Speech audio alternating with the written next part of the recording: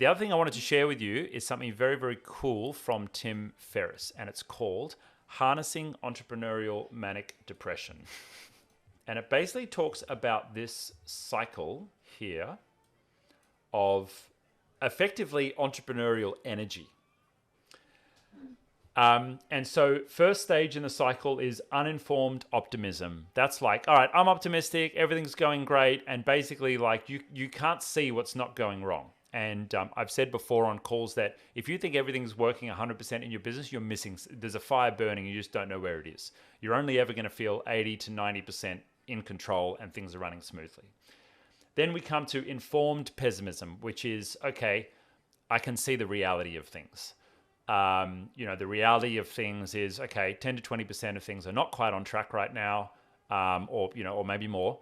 But at least I can see everything that's going on.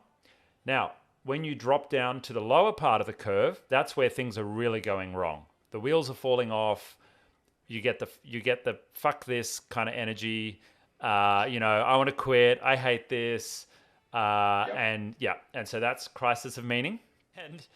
And then you've got two options, right? You can either crash and burn, or self-sabotage your way to crashing and burning, or just quit and give up. That's an option.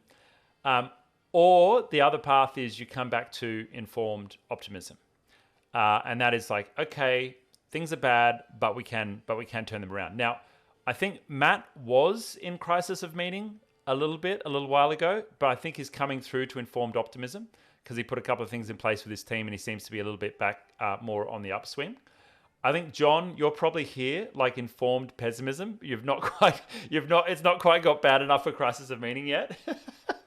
And one of the things I like when you're in crisis of meaning, you're standing on the edge of a building ready to jump. Didn't you say that earlier in the call? So what it actually says is to literally like clean out your bottom drawers, reach out to community, only do the most important 2 or 3 things per day, take a break and go for a walk, do some exercise. This is a somatic process, like connecting to the emotions. Going for a walk and moving your body will connect you to your physical experience. You can do some like positive affirmations, optimism, writing stuff down. That helps rather than just thinking about it. There we go. Okay, so don't talk to others who are depressed. That's a good idea. Don't talk to half-empty people.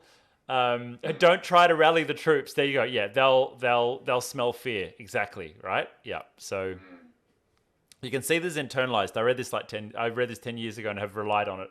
Well, this is not in the 4-hour work week. Yeah, this is just on his blog. I don't know how I found it, but it's so spot on and has saved me many times when I've been there.